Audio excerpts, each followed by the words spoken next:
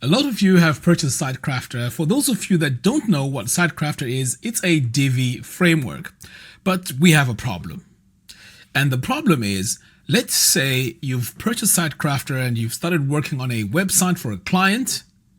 But now I've just pushed out an update for SiteKrafter. Now what happens when you install the update is it overrides everything. And let me show you what I mean.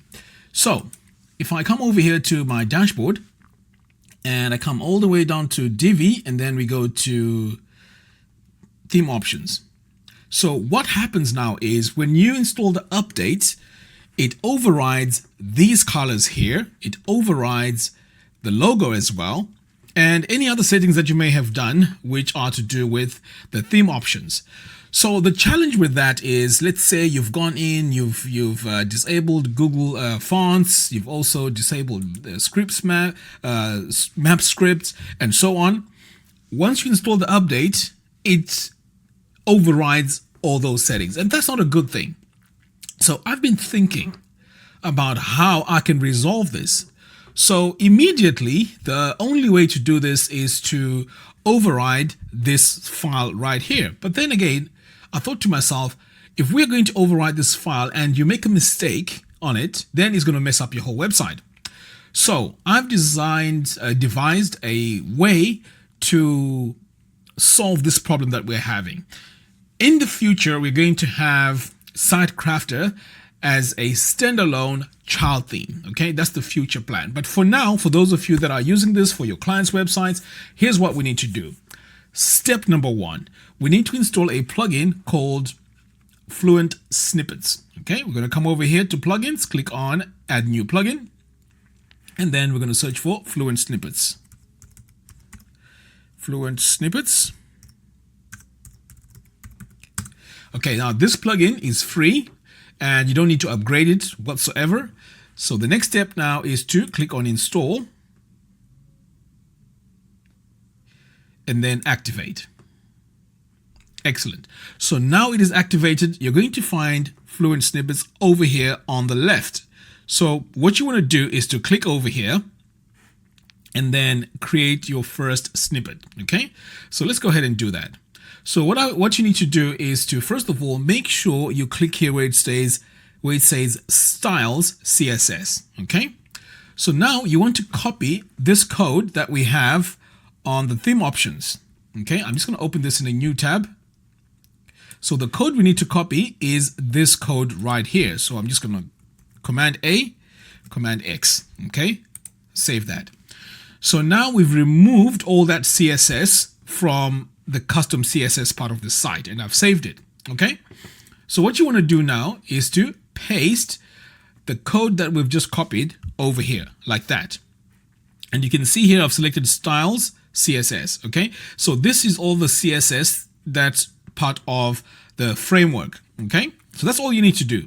Next, you want to give this a name. So what I advise you do is to call it SiteKrafter like that, and then add the version number. So this is the current version. So let's pretend that this is version 5.1.5, which is the current version right now. Okay, so what you want to do when you've done that, you may as well add a description here if you need to do that. So what you want to do now is to click on create snippet. Okay, now once you've done that, you also want to click on activate. Okay, so now the snippet is activated. Let's head over back now to snippets. So now we can see that SiteKrafter version 5.1.5 is over there, all right, and it's published. Let's say this is a client's website. We're not building from scratch. We are designing this site, and it's been going on, and we're on version 5.1.5. And there's now version 5.1.6. Well, what do we need to do? Well, in this case, if you want the update on an existing website, you need to drop me an email and then I'll send you the CSS code that's needed for version 5.1.6. But this is only going to update just the styles CSS code. Okay, it doesn't touch any other part of your website. So at least this resolves the issue that we have. So your colors will stay intact, all your settings will stay intact. So what you need to do once you've sent me an email and I've sent you the file, is going to be a text file. So you want to come over here, click on new snippet, you give it a name.